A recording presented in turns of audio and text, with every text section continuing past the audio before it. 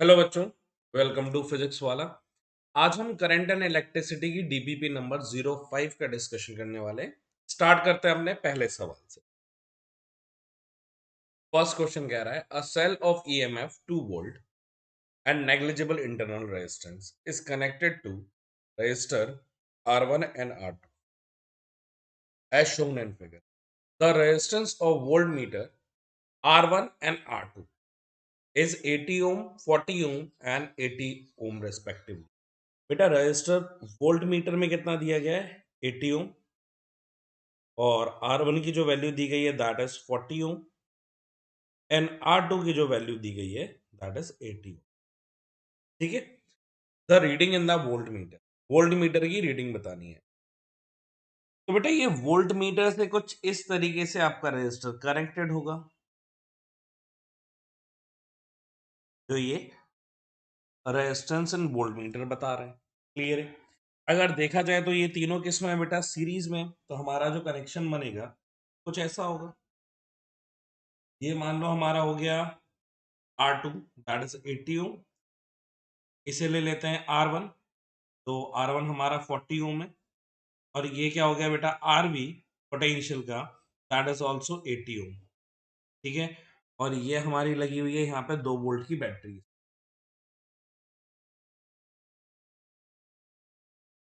कितने वोल्ट की? 2 वोल्ट की। अब इधर से क्या फ्लो हो रहा होगा बेटा, करंट I फ्लो हो रहा होगा। पहले करंट निकाल लेते हैं, तो इसका इक्विवेलेंट कैसा आ जाएगा, क्योंकि ये सीरीज में है, तो 80 और 40 दैट इज 120, 120 और 80 अगर हम ऐड कर दें टोटल कितना हो जाएगा, दैट इज इक्वल टू 200 ओम। तो इक्विवेलेंट हमारा आ जाएगा दैट इज 200 ओम, और फिर ये हमारी लगी हुई है battery that is of 2 volt. तो यहाँ से बेटा सर्किट में करंट जा रहा होगा और ये आ रहा होगा। ठीक है। तो यहाँ से अगर करंट निकालेंगे I equals to that is equals to V by R के बराबर हो जाएगा, या बैटरी, तो 2 volt upon total resistance that is 200, तो इसकी वैल्यू आ जाएगी दैट इज 0.01 एम्पियर। तो ये हमारे पास क्या आ गया, करंट आ। क्लियर है। अब हमें पर निकालना क्या था, वोल्ट मीटर की रीडिंग निकालनी है। तो बेटा इस सर्किट में ही हम किरचॉफ लॉ लगा देते हैं और लूप बना लेते हैं। मान लो यही लूप है हमारा, तो अगर हम यहाँ पे नेगेटिव से पॉजिटिव जाएंगे तो ये क्या आ जाएगा बेटा, प्लस ही आ जाएगा, दैट इज इक्वल्स टू। फिर इधर से इधर गए बेटा, तो करंट की डायरेक्शन और लूप की डायरेक्शन सेम है, तो ये क्या हो जाएगा, -IR2। ठीक है। इधर पे भी बेटा सेम है, तो यहाँ पे हो जाएगा -RIR1। और ये बेटा रेजिस्टेंस है वोल्ट मीटर का, पोटेंशियल ड्रॉप को मैं क्या बोल देता हूँ यहाँ पे, V बोल देता हूँ। क्लियर है। तो -I × R किसके बराबर हो जाएगा, V that is equals to 0। I कितना दिया गया है हमें, I की जो हमारी वैल्यू है वो 2 दी गई है। करंट कितना है 0.01, आर R2 की वैल्यू कितनी है 80, माइनस I कितना है 0.01 इंटू R1 की वैल्यू कितनी दी गई है that is 40, equals to V को हम इधर लेके आते। क्लियर। यहाँ पे बेटा मल्टीप्लाई करेंगे, तो ये हो जाएगा 2 माइनस 0.01 को अगर मैं कॉमन ले लेता हूँ, तो माइनस का 0.01, तो अंदर बचेगा 120 that is equals to V।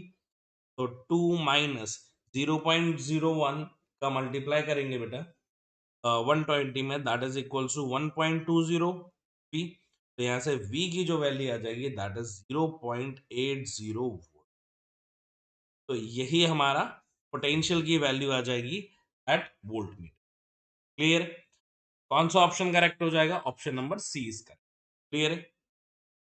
अगला सवाल, a cell supply the current of 0.9 ampere through a 2 ohm resistor and a current of 0.3 ampere through a 7 resistor, the internal resistance of the cell। तो यहाँ पे बेटा बस दो सिचुएशन दी गई है, सेल तो सेम ही है हमारी, बस फर्क इतना है कि जब 2 ओम का रेजिस्टर लगाए तो 0.9 एम्पियर है, और जब 7 ओम का रेजिस्टर लगाया गया है तब उसका जो करंट है बेटा उस टाइम पे that is given as point. Clear है। तो फर्स्ट सेल के लिए लिखते हैं that is E equals to current I capital R plus small R, तो कैपिटल आर कितना है 2 plus small R internal resistance small R. ये इक्वेशन फर्स्ट हो गई। अगली सिचुएशन जब 7 ओम का लगाया है तब हमें करंट मिल रहा है दैट इज 0.3। रेजिस्टर कितना है 7 plus internal resistance small R that is second. अब इन दोनों को अगर हम कह दें कि नहीं क्योंकि सेल तो सेम है तो इंटरनल रेजिस्टेंस भी सेम होगा, तो दोनों को इक्वेट कर सकते हैं, तो ये हो जाएगा 0.9 2 plus R that is equals to 0.3 7 plus R के बराबर हो जाएगा। मल्टीप्लाई करेंगे तो ये हो जाएगा 1.8 plus 0.9 R that is equals to 2.1 plus 0.3।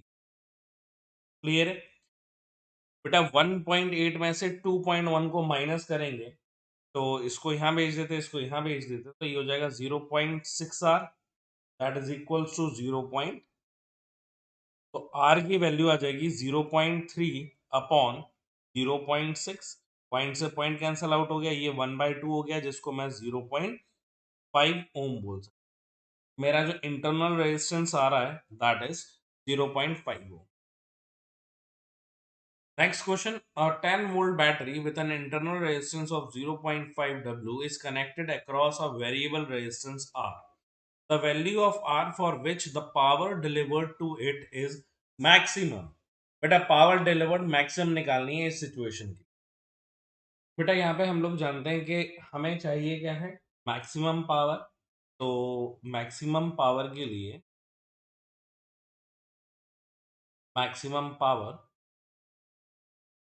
के लिए हमारा जो इंटरनल रेजिस्टेंस होना चाहिए बैटरी का, इंटरनल रेजिस्टेंस वो इक्वल होना चाहिए किसके बेटा, हमारे वेरिएबल रेजिस्टेंस। क्लियर है कि नहीं है? जिस टाइम पे इंटरनल रेजिस्टेंस वेरिएबल रेजिस्टेंस के बराबर हो जाता है उस टाइम पे हमें क्या मैक्सिमम पावर मिलती है। तो अभी हमारा इंटरनल रेजिस्टेंस है बेटा, यहाँ पे ओम आएगा, तो हमारा इंटरनल रेजिस्टेंस है वो कितना है दैट इज 0.5। तो अगर हमारा वेरिएबल रेजिस्टेंस भी 0.5 हो जाएगा तब हमें पावर जो मिलेगी वो मैक्सिमम। तो कौन सा ऑप्शन करेक्ट हो जाएगा बेटा? Option number A is correct. Clear है? Next question, an electric bulb is designed to draw a power P naught to a potential V naught. If the voltage V naught, if the voltage is V, it draws a power of। Power और voltage के बीच में बेटा relationship बताना है यहाँ। बेटा initially की बात करूं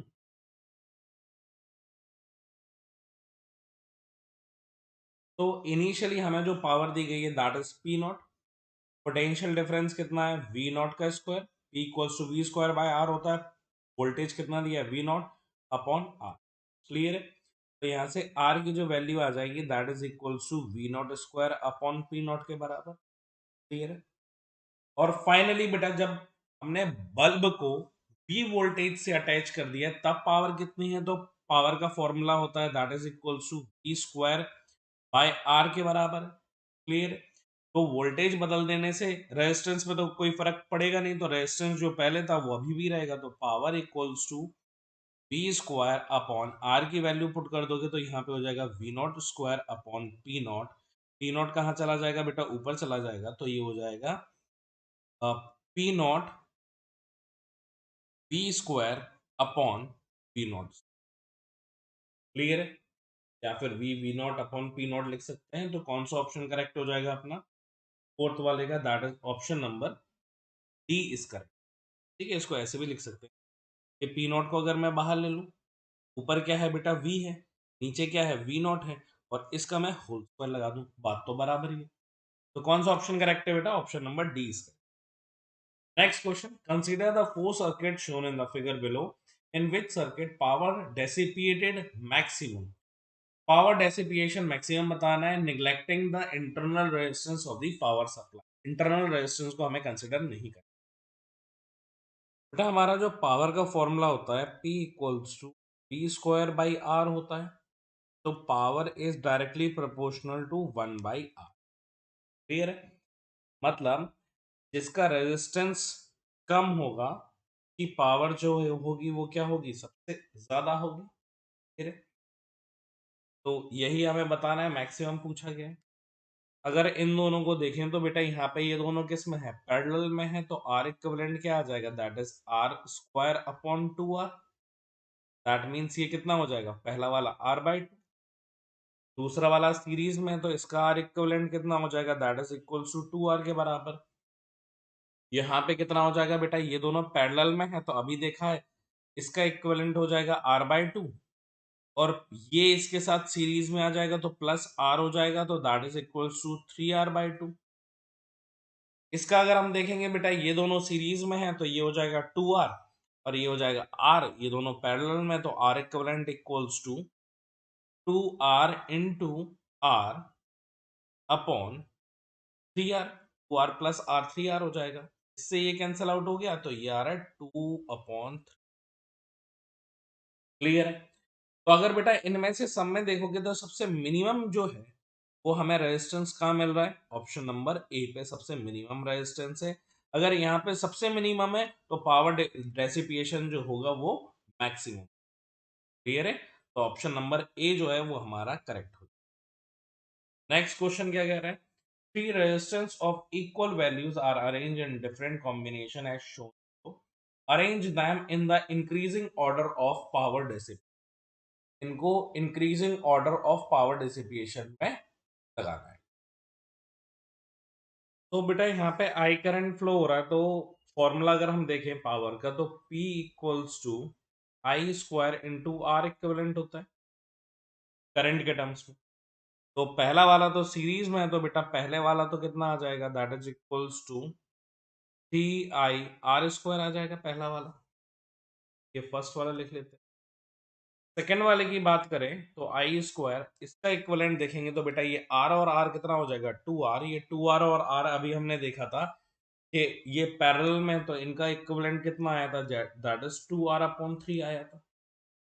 क्लियर।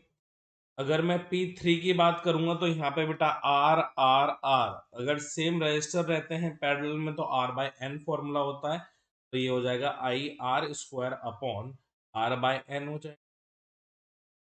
क्लियर। फोर्थ वाला अगर हम लोग देखें तो ये कितना हो जाएगा बेटा, आर और आर, दैट मीन्स r/2 हो जाएगा इन दोनों का, r/2 plus r that is 3r/2। तो यहाँ पे आई स्क्वायर इंटू 3r/2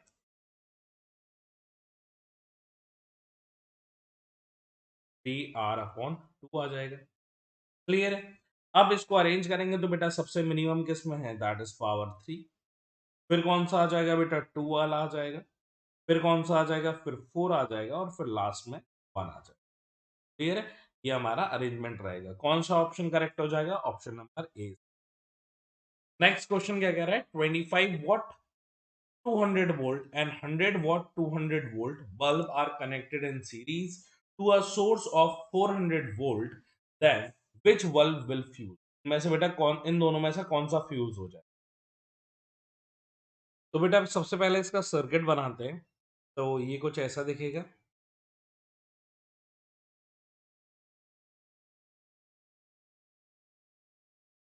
ये बेटा फर्स्ट बल्ब है, और ये आपका सेकेंड बल्ब, और आपके जो पोटेंशियल डिफरेंस कनेक्टेड है दैट इज ऑफ 4।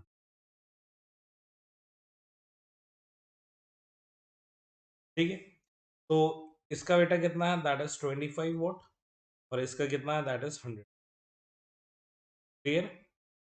तो सबसे पहले बेटा रेजिस्टेंस निकाल लेते हैं। तो पावर का फॉर्मूला क्या होता है, दैट इज V²/R। तो अगर मुझे आर निकालना है तो आर इक्वल्स टू कितना हो जाएगा, दैट इज V²/P के बराबर हो जाएगा फर्स्ट वाले के लिए। V² कितना हो जाएगा, 200 का स्क्वायर डिवाइडेड बाय 25। तो R1 की जो वैल्यू है वो आ जाएगी अपनी 1600। ठीक है। ऐसे ही बेटा सेकंड वाले के लिए निकालेंगे।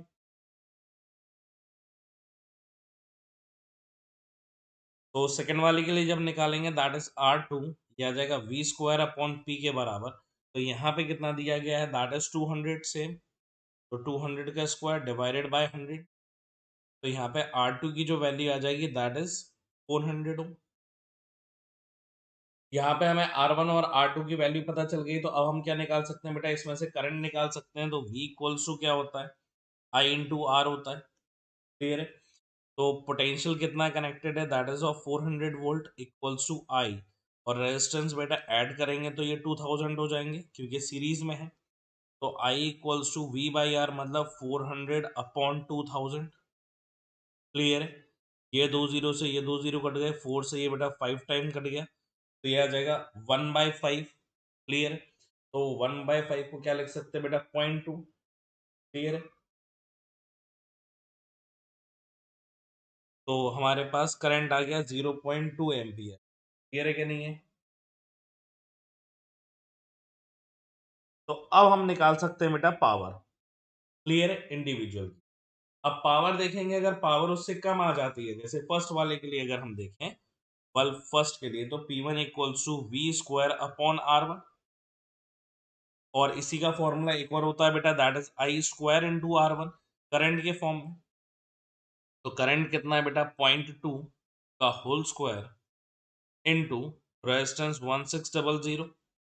तो यहाँ पे हमारे पास वैल्यू कितनी आ जाएगी, that is equals to 0.04 into 1600। और इसका अगर बेटा यहाँ पे मल्टीप्लाई करेंगे हम लोग 0.4 का 1600 में, तो ये आ जाएगा 6400। क्लियर है। और दो पॉइंट यहाँ पे, तो बेटा पॉइंट लगा देंगे इधर पे, तो 64 आ गया। तो 64 जो है वो हमारी मेन पावर से जो कम है। क्लियर है। ये आ गया 64 वॉट। तो 64 वॉट हमारे 25 जो पावर है उससे क्या है बेटा, कम है, मतलब this value is greater than 25। तो हमारा ये वाला जो P1 वाला बल्ब है, ये क्या हो जाएगा, फ्यूज हो जाएगा। ये वाला बल्ब फ्यूज हो जाएगा। अब सेकंड वाले पे चेक करते हैं, अगर सेकंड वाले के पास भी कंडीशन यही सेम बनेगी, तो सेकंड वाला भी हमारा फ्यूज हो जाएगा। चलिए अगर बेटा वैल्यू लिखूंगा, that is P2 equals to B square upon R1 R2 हो जाएगा, and this is equals to I square into R2। तो यहाँ पे I स्क्वायर कितना है, 0.2 का होल स्क्वायर इंटू रेजिस्टेंस कितना है, दैट इज 400। क्लियर है। इसका बेटा मल्टीप्लाई करेंगे यहाँ पे, दैट इज 0.04 इंटू 400 मल्टीप्लाई करेंगे, इसकी वैल्यू आ जाएगी कुछ 16 के आसपास। ठीक है, जो कि काफी कम है कंपैरेटिवली जो इसके पास पावर है। तो 16 is very much less than 100 what. तो ये वाला फ्यूज नहीं। क्लियर है, ये जलता रहे। तो कौन सा ऑप्शन करेक्ट हो जाएगा हमारा, अपना ऑप्शन नंबर ए करेक्ट हो जाएगा, विच बल्ब विल फ्यूज। तो 25 what bulb fuse. Next question, you are provided with 48 cell, each of EMF 2 volt and internal resistance 4 ohm. What maximum current can flow in the circuit having an external resistance of? तो बेटा इसका diagram कुछ ऐसा बनेगा हमारा कि ये हमारी फर्स्ट सेल है, फिर ये एक रजिस्टर है, फिर ये एक सेल है, फिर ये एक रजिस्टर है, और फिर ऐसे करते करते करते मान लेते हैं हम एम सेल्स। ठीक है, ये ई है, ये आर, ये ई, ये आर। क्लियर है। इसी की तरह यहाँ पे चलते जा रहे हैं कि ये एक ई सेल है और ये रेजिस्टेंस आर है, फिर ये एक ई सेल है, फिर ये रेजिस्टेंस आर है। This is also up to, और ऐसे करते करते करते करते ये कितने हैं बेटा, एन। और फाइनली हमारा एक आखिरी रेजिस्टर लगा हुआ है, दैट इज आर। क्लियर है। और ये इससे कनेक्टेड। क्लियर। इस तरीके का कुछ दिया गया है, और सेल्स कितनी है, दैट इज 48। तो अगर मैं यहाँ पे ई की बात करूं, तो ई कितना है, दैट इज ऑफ 2 वोल्ट। और इंटरनल रेजिस्टेंस आर कितना दिया गया है, दैट इज ऑफ 4 ओम। और external resistance capital R, that is of 12। तो अगर मैं एम सेल्स की बात करूं, ये एम सेल्स है और ये एन है, तो इन टोटल सर्किट का कॉम्बिनेशन है उसमें कितनी है 48 है, मतलब एम इंटू एन का जो मल्टीप्लीकेशन है that is equals to 40। Clear है? और क्योंकि ये इस तरीके से बेटा पैरेलल में जुड़ा हुआ है तो हमारा आर जो इक्विवेलेंट है that is equals to capital R के बराबर रहेगा मैक्सिमम करंट के। क्लियर? तो आर इक्विवेलेंट अगर मैं यहाँ पे निकालूंगा that is equals to M into R upon N के बराबर, जहां पे आर की वैल्यू कितनी है बेटा हमारी 4 है और इसकी वैल्यू किसके बराबर है 12 के बराबर है, क्योंकि बड़ा वाला रेजिस्टेंस कितना है 12 ओम। तो 12 equals to 4 into M by N, इससे ये कैंसिल आउट हो जाएगा, तो m equals to 3 times of n। अभी हमारे पास रिलेशनशिप आ गया m और n के बीच में। क्लियर है?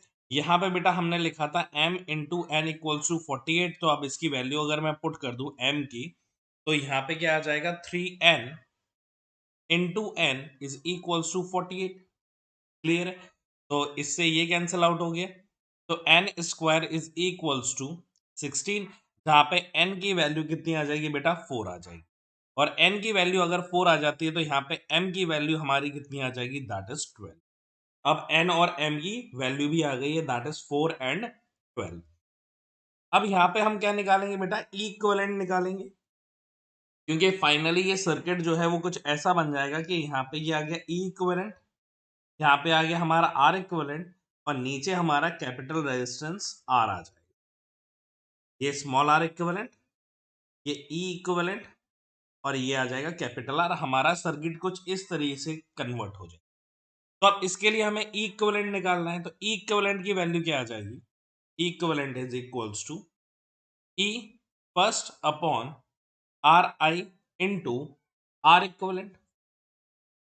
अगर इसमें बेटा देखेंगे तो ये कितना आ जाएगा दैट इज इक्वल्स टू 24 है ये टोटल डिवाइडेड बाय 48 फर्स्ट में, ठीक है, प्लस 24 क्योंकि 4 लगे 24 upon 48 plus 24 upon 48 plus 24 upon 48।